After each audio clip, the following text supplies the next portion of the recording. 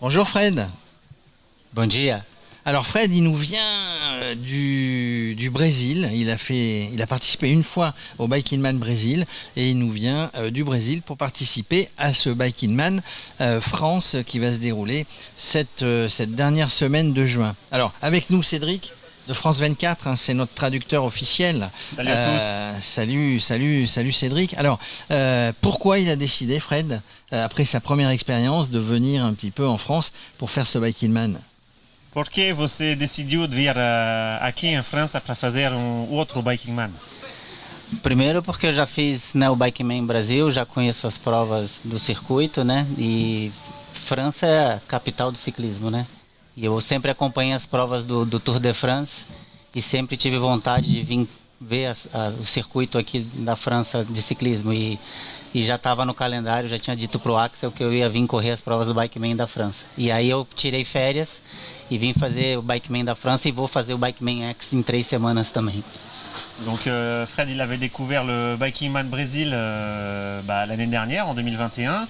Et puis, comme il nous l'a dit, la France, pour lui, c'est la capitale du cyclisme, la capitale mondiale du cyclisme. Et donc, il avait toujours voulu découvrir les routes françaises. Et comme il avait déjà fait un Biking Man au Brésil, il s'est lancé dans le Biking Man France pour découvrir donc, le Mont Ventoux, hein, et le col de la Bonnette notamment, qui est au programme de ce Biking Man France. Et puis, surtout, il va prolonger son séjour puisqu'il va ensuite enchaîner avec le Biking Man X. Donc, il va pouvoir combiner vacances et aventures à vélo. Et alors justement, entre les deux Biking Man, Fred, il y a le Tour de France. Il y a le Tour de France des professionnels qui s'en va, qui démarre vendredi avec 3 étapes au Danemark. Est-ce que tu vas suivre le Tour de France? Est-ce que tu as l'habitude de suivre le Tour de France? E entre os dois Biking Mans vai ter a Volta de França aqui, vai começar na próxima semana. Você vai seguir a corrida? Eu acho que eu olhei o percurso, acho que as datas não vão coincidir aonde eu vou estar, mas eu vou assistir a chegada na Champs-Élysées no dia 24, porque eu volto para o Brasil no dia 24 à noite, que é domingo. Mas como eu vou estar em Paris, que minha irmã mora em Paris, eu vou assistir a chegada do Tour de France na Champs-Élysées. Alors il va suivre les résultats à distance, oui, puisque après le Biking Man France, il va enchaîner avec ses vacances, donc il ne sera pas forcément sur les lieux où auront lieu les étapes du Tour. En revanche, il rentre au Brésil depuis Paris le 24 au soir, et le 24, c'est l'arrivée aux Champs-Élysées. C'est l'arrivée aux Champs-Élysées, oui. Donc il va essayer d'aller assister à l'arrivée aux Champs-Élysées avant d'aller attraper son vol. Alors, revenons au Biking Man. La différence entre les routes au Brésil et les routes ici, c'est un Biking Man différent. Même s'il faut la même endurance, la même technique, la même volonté, on a des routes différentes quand même. Você já viu o percurso do Biking Man France? Porque é muito diferente do Brasil, porque o Brasil é muito gravel, aqui é só estrada. Qual é a análise de você? Não, são duas provas completamente diferentes, né? A prova do Brasil, ela foi uma prova mista, né? Você estava lá, você viu, né? E além de ela ser mista, as condições foram bem difíceis, porque choveu bastante, né?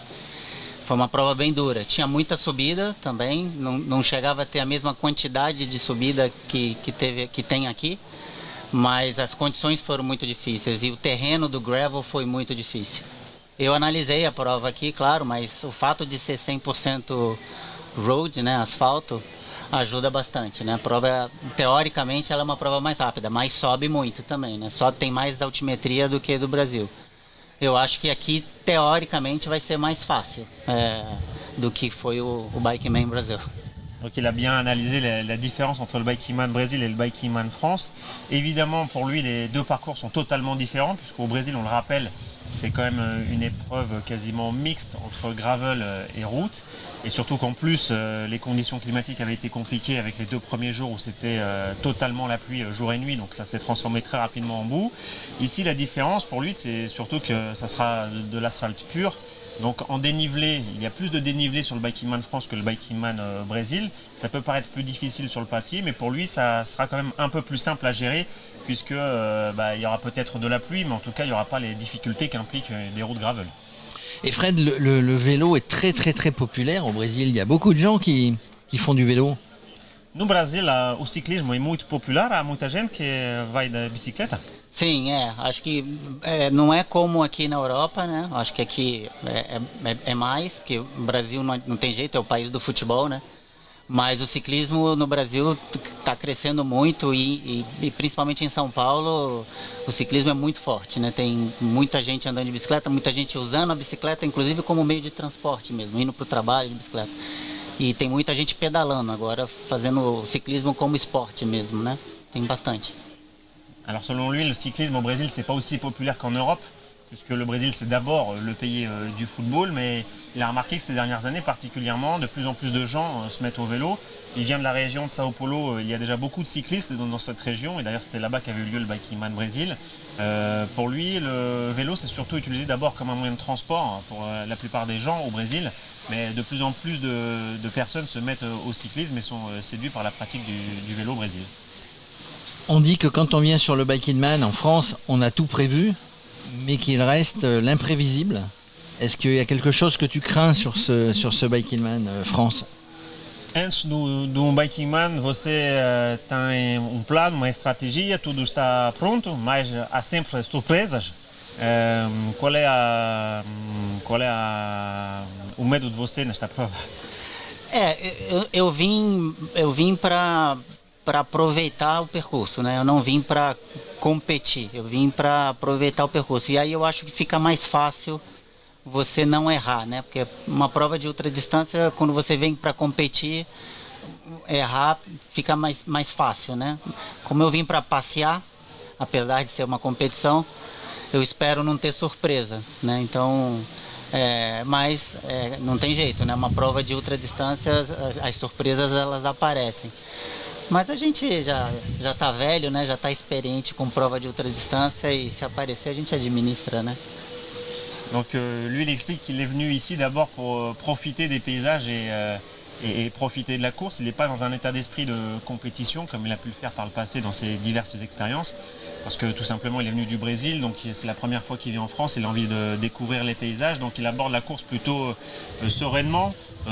Il a évidemment tout préparé, mais il nous expliquait qu'il n'est pas dans la crainte d'avoir des mauvaises surprises, puisqu'il est assez serein, il n'a pas forcément d'objectif de temps à remplir. Il va surtout essayer de rouler de jour et très peu de nuit. Donc là-dessus, il est plutôt tranquille et ça change tout quand on est dans un état d'esprit de compétition. Et comme il nous l'a dit aussi, il a déjà fait plusieurs épreuves d'ultra-distance dans le passé, donc il a suffisamment d'expérience pour aborder cette course tranquillement. Les Brésiliens, en fait, ils sont toujours optimistes. En football, ils pensent toujours qu'ils vont gagner la Coupe du Monde. Essa eu entendi. Ah, il a compris ce que je dis. Tu es d'accord avec moi? O brasileiro ele acha que ele ainda é o melhor país do futebol. Mas eu particularmente não acho que a gente vai ganhar a Copa do Mundo, mas a gente vai fazer uma boa Copa do Mundo. En gros, il répond positivement à ce que je dis. Les Brésiliens sont toujours optimistes, mais lui. C'est ça, tu comprends le portugais, bravo. Ah, ouais. lui, il est pas. Il dit pas que le Brésil va toujours gagner la Coupe du Monde. En tout cas, nous, on croise les doigts, on te souhaite un bon Biking-Man.